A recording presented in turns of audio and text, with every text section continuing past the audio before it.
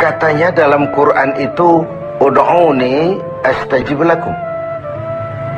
Berdoalah kepadaku, aku akan jawab doamu. Mintalah kepadaku, aku akan penuhi permintaanmu. Begitu janji Allah dalam Quran. Lah kami ini, kata si orang tadi, sudah lama berdoa kepada Allah. Sudah banyak kali kami memohon kepadanya. Wah, kok sampai sekarang doa kami nggak dijawab-jawab, nggak pernah dikabulkan. Ini bagaimana? Katanya berdoa, aku kabulkan. Sudah lama kami berdoa. Kenapa nggak pernah dikabul-kabulkan? Apa doa kami salah pasang? Apa Tuhan pas kebetulan nggak dengar? Atau bagaimana ini? Imam Hasan al-Basri senyum lalu menjawab, ya ahlal Basrah, hai penduduk Basrah, hatimu mati. Dari hati yang mati, bagaimana mungkin doa akan terjawab? Tidak ada getaran yang menyebabkan channel kepada Allah itu nyambung. Tidak ada. Dari hati yang mati, doa tidak mengeluarkan getaran untuk sampai kepada aras. Hatimu mati, maka doamu tidak dikabulkan. Kita renungkanlah jawaban ini. Sederhana, doa tidak didengar Tuhan, permohonan tidak dikabulkan olehnya. Tapi kalau kita mau menukik kepada renungan yang lebih jauh, kemalangan apa yang lebih besar selain daripada kalau Allah sudah berpaling kepada kita dalam hidup ini? Permohonan tidak didengar, doa tidak dikabulkan, Allah sudah masa bodoh dengan kita. Kemana lagi langit tempat kita bernaung? Kemana lagi bumi tempat kita berpijak? Kalau Allah sudah berpaling dalam hidup ini kepada kita, itulah kemalangan yang paling besar dalam hidup ini. Sementara kita berleha-leha, menurut kita kemalangan itu kehilangan jabatan, kemalangan itu kehilangan harta benda, kemalangan itu adalah kehilangan orang yang kita sayangi. Allah berpaling dalam hidup kita, tidak pernah kita melakukan evaluasi.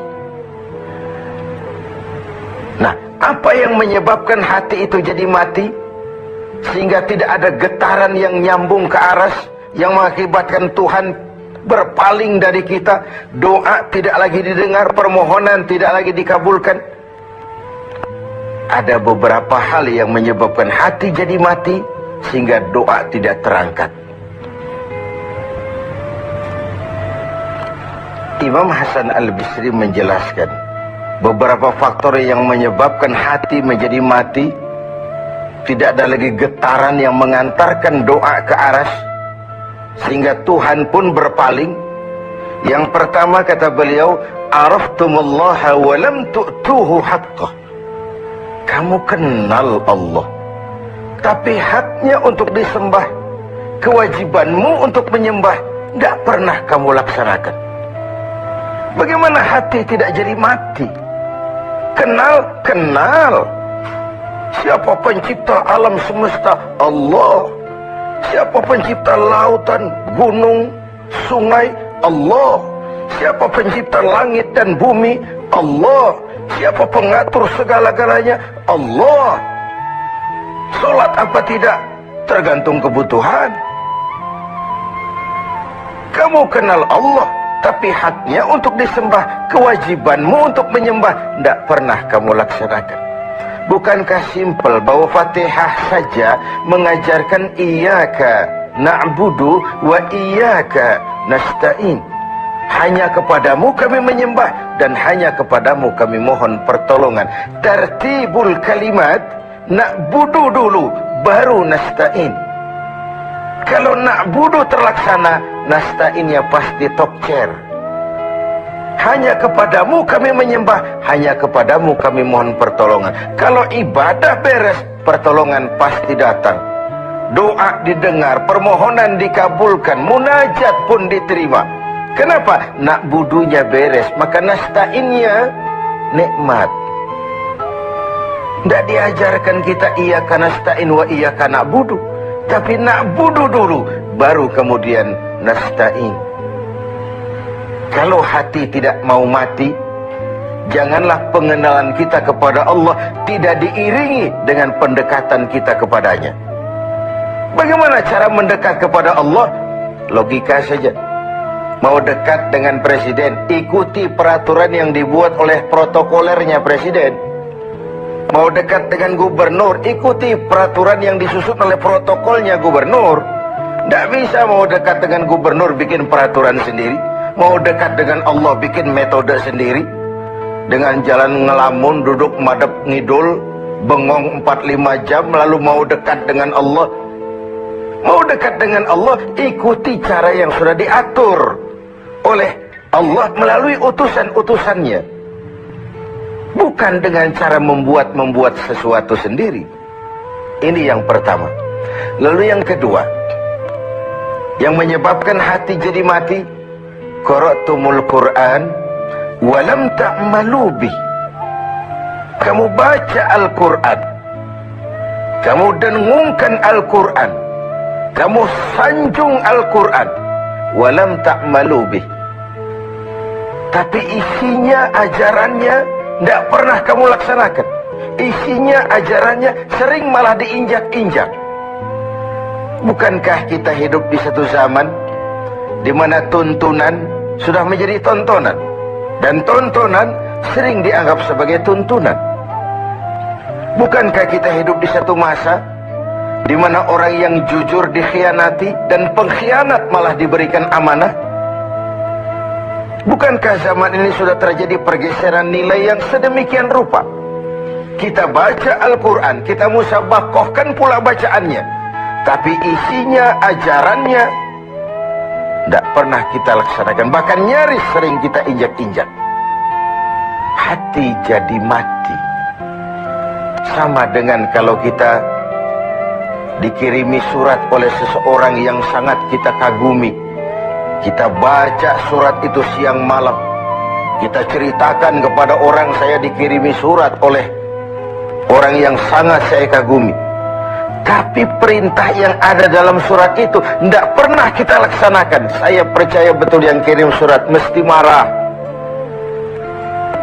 Kau baca itu penting supaya kau ngerti apa isinya. Tapi setelah kau ngerti, mbok ya laksanakan. Begitu Al-Quran diturunkan kepada kita.